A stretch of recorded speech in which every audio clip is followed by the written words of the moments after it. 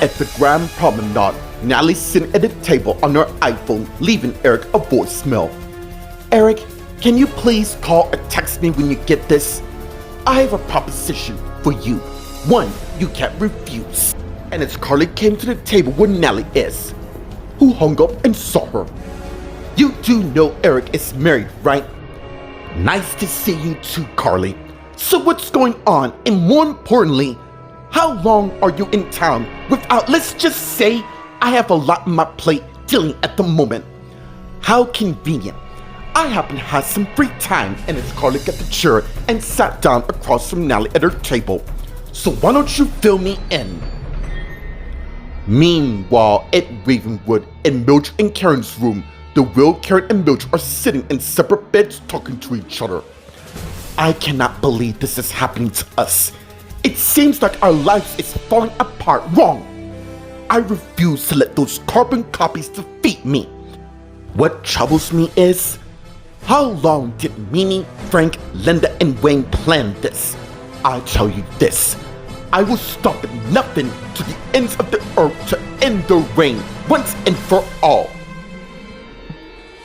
Meanwhile, at the Los Angeles International Hospital, Hannah came out of Andrew's room and closed the door and head down the hall towards the waiting area and arrived and went to the table where coffee is and got her a cup and got the coffee pot and poured her a cup.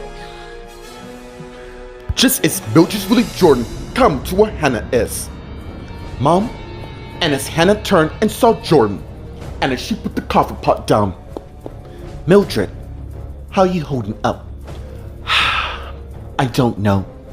I feel so damn powerless when my husband is lying in the bed fighting for his life. And as Hannah also put the cup down and went and hugged her daughter. Hey, he will pull through. Andrew's a strong person, and the love you two share will conquer upon anything. And as they pull away and face each other. Thank you. I'm gonna go sit by his bedside in the meantime. Okay. And as Jordan turned and walked away, just as Greg came to where Hannah is, who saw him. Greg, what's going on? I was hoping you and I can talk because I'm gonna need to ask you some questions.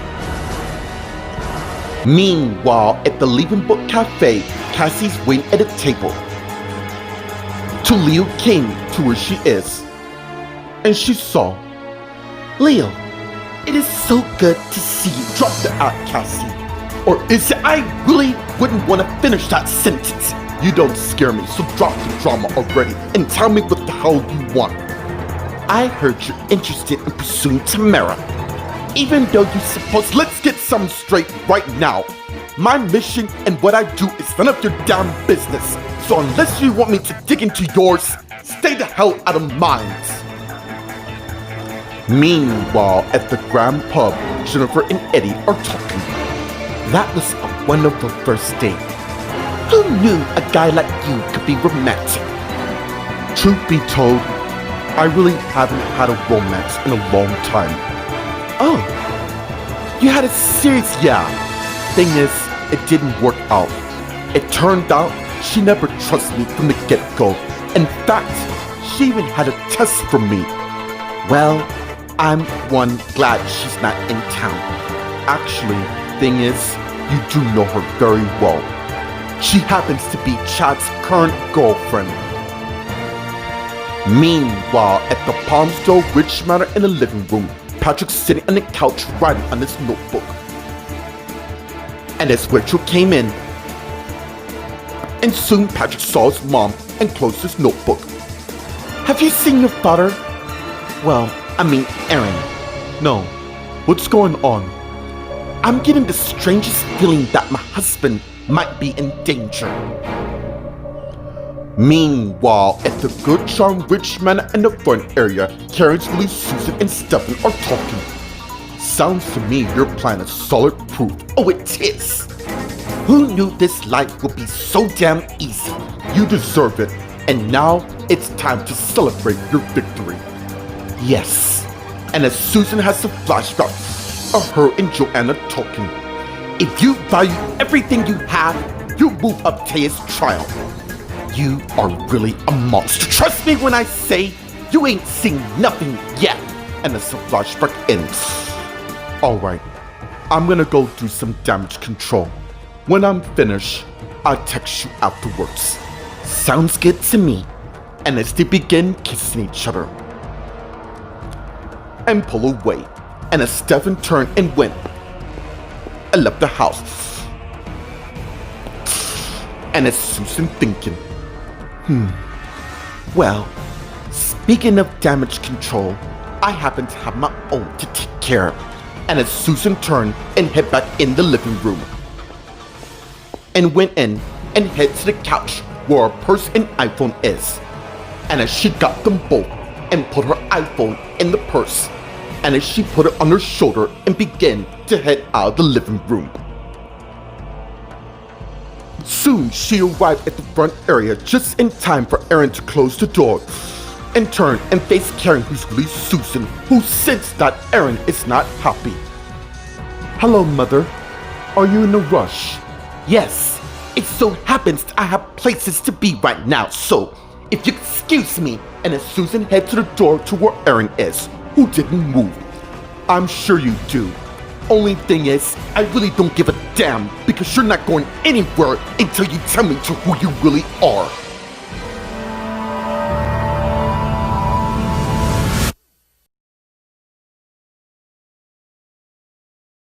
Meanwhile, at the Grand Promenade, Nellie and Carly are talking. Look, Carly, I appreciate the concern. I'll save the speech and tell me, does it have to do with Eric firing you over not hiring Howard? Wait, yeah, Olivia texted me. I just want to hear it from the source. I am not out of the job yet. He thinks I didn't hire Howard because of a personal vendetta I have against him. You do know Eric's right. After all, he is the manager. Are you damn bored and angry of what's happening with Taya? You aim to do damage control on me? It's not about my mom, who's innocent by the way. It's you, who clearly has personal issues with Howard. You know, memory serves me correctly. I seem to recall that you don't seem to be fond of the guy either. And as Eric came to where they are. Hey, you mind I talk to you? And as Nellie and Carly saw Eric. Meanwhile, at Ravenwood in Mildred and Karen's room, the role Mildred and Karen are sitting in separate beds talking to each other. We need to find a way to talk to Taya. Already ahead of you. And as Mildred put on an iPhone and showed Karen, who saw. Now, we don't have long to the owner of this phone come on looking for this. And as Karen got up and went and sat by Mildred, who gave her the phone, and as she began calling Bradley, but got his voicemail. Hey, I'm not here at the moment, just leave me a message and I'll get back as soon as possible. And as Karen hung up, you didn't leave a message? Why? Because I don't want my other half to feel worried. And as Karen in turn called Taya, who soon answered. Hello? Taya, it's me, Karen. I heard what happened. Are you and Mildred? We're fine, at least for now. And as the guard came in, and as Mildred and Karen saw him, more specifically, he saw Karen, who has an iPhone that she's talking to. Meanwhile, at the Los Angeles International Hospital in the waiting room, Hannah and Greg are talking. Okay, what's this regarding to? Mimi's death. I've already answered most of your questions, true. But what about this? It seems a witness happened to spot you, and I assure you that we had nothing to do with me, true. But you and your friend allegedly broke in their place to confront her, no? I am not at liberty to say that at this time. Come on, Hannah.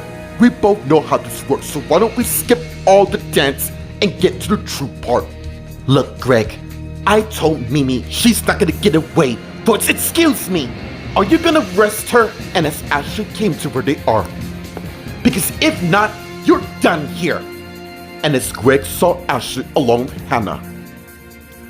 Meanwhile, in Andrew's room, Andrew's lying in a coma with Mildred Willie Jordan sitting by his bedside.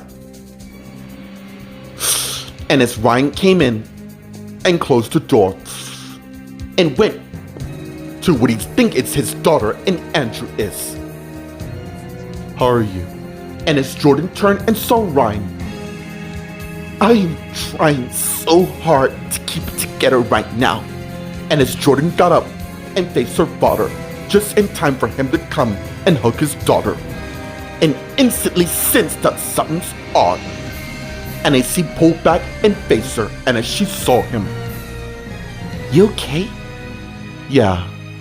Look, you know if you need anything, thank you, Dad, but I'm where I need to be.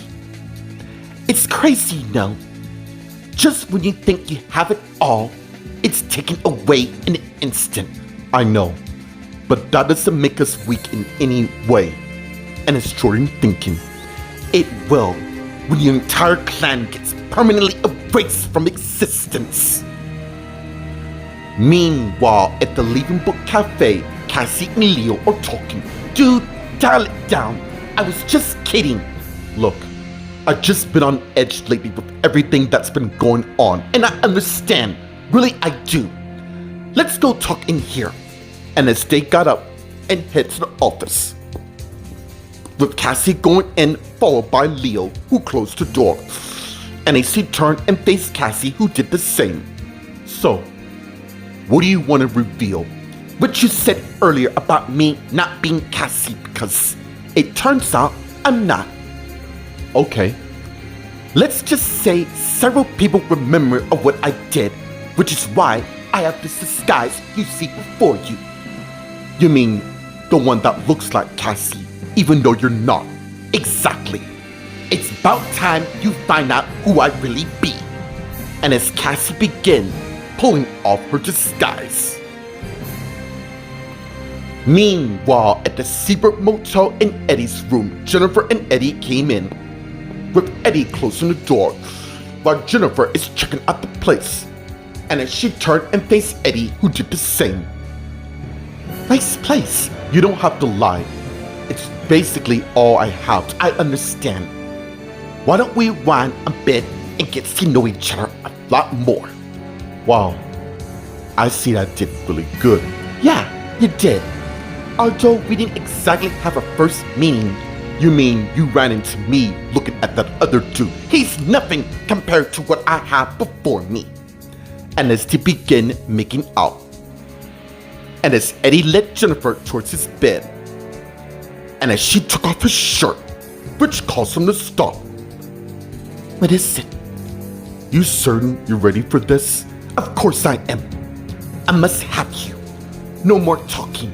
In fact, why don't I put some on to get us in the mood?" "Okay." And as Jennifer got her iPhone out and blew to some music still right now. "What about that?" "Sounds good to me."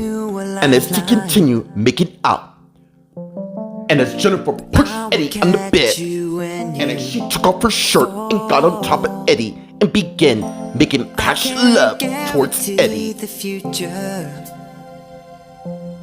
Soon, Eddie turned Jennifer over, and as he began to make sweet love to Jennifer, and as they both enjoyed each other's company. Meanwhile, at the Palmdale Ridge Manor in the living room, Rachel and Patrick are talking, with Patrick getting up and facing his mom. "What do you mean by that?" "Nothing you should worry." "Mom, don't do that." "Do what?" "Talk to me like I'm some little boy when you know I'm not." "Fine. That does seem fair. I was supposed to meet Erin so we can talk some sense into Karen in hopes of saving her marriage." "Yeah. A living I heard would happen. Not to mention news about doppelgangers posing as." "What is it, Mom?" "Something sounds very dodgy when you think about it." "Hey," and as Patrick came to his mom is, "You needn't worry, okay? Dad, as in your husband, is fine, along with everything else." "Thank you for that. Look, I'm gonna head over his parents' house to see if he's there, but if you see him first, I'll let him know." "Thank you." And as Rachel went and left the living room, just as Joseph came in and Patrick saw Meanwhile, at the Gertrude Ridge Manor in the front area, Karen's really Susan and Aaron are talking. Seriously? You know damn well to who I be right now. Do you know who you are? Yeah, I'm Karen Goodchum, your birth mother. You would think I would have some sort of sympathy after finding out there's a person trying to impersonate me and all. Really? We're playing that game now. What is going on with you? What's going on? I can tell you. What's going on is a person who looks like my mom happens to be in this house acting like she's the real deal. So I'm gonna be more direct this time. Where the hell is my mom? Where is she? She's right here, wondering if her son has lost his damn mind. In case you're aware, I found out that my own sister Tina has kept the fact that you were my son for almost 2 decades while making me think you were dead. It literally took everything I got to forgive her. I did that for you. How precious. It seems to me that you did your homework regarding my family. In fact, I think you're due for an Academy Award for that breathtaking performance you just did. Only thing is, I don't buy it. Not for one damn second.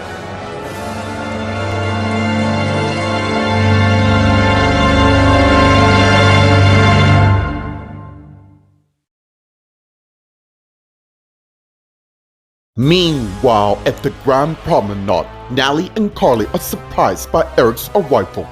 Sure. Well then, I better be going. I'm certain my husband's wondering who I am right now. Yeah, about that. We need to talk about your sudden marriage to a guy. I'm only gonna say this as nice as I can to you. Stay the hell out of it. It's my marriage and not yours. And second of all, you're not my parent. Excuse me. And as Carly got up and walked away, just as Eric went and sat in Carter's place, and as he began facing Natalie. You seem to be getting people wild up lately. We both know why you're here. Howard, he does not deserve to be working at the pub. Last time I checked, hiring's in my department, not yours. You're the manager, but I'm the head owner who makes the decisions on who works at the pub or not. And while we're on that, I just received word that you let somebody off the street work when you had no authorization to work there. Annie Collins ringing a bell? How do you know? I know all. Have you forgotten I have eyes all over the town? Not to mention my last name for the matter. We were short-staffed at the Manor due to the fact, yeah, I know, but it doesn't matter. You don't hire people, I do, and based on the recent action, I am gonna try my best to convince Olivia to work here again. And while I'm at it, I'm gonna have Howard work here as well. You can't do that. Actually, I can, because I just did. And while we're on that, and as Eric took out an envelope from his pocket and laid it on the table before Natalie, and Natalie saw it, and as she got the envelope and opened it, and saw dozens of 20s inside. What's this? And as Natalie looked at Eric, consider that your severance pay, because as of now, you no longer work here at the Grand Pub. Meanwhile, at Ravenwood, in Mildred and Karen's room, the real Mildred and Karen are surprised by the guard's arrival, who isn't pleased. Well now, what do we have here? And as the guard came and grabbed his iPhone from Karen and hung up the phone. And as he looked at Karen, who saw, you know that's gonna cost you. We didn't do anything wrong. You took possession of something that wasn't yours, and as for you, and the cigar looked at Mildred and got her up. Your room is ready. And as he led her out of the room. And as he came back in the room and looked at Karen, don't think you're off the hook. Once I take care of her, you will be dealt with. And as the guard turned and left the room, closing the door. And as Karen got up and headed to the door, no, you can't do this. And as she arrived at the door, just as 2 guards came in and got her and led her to her bed, and began holding her down, while one of them took out a sedat and stuck it in Karen's left arm. Meanwhile, next door, the same guard pushed Mildred in the room, and as he closed the door, just as she came and banged on the door. "Get back here!" And as Mildred turned and faced the nature of her new room.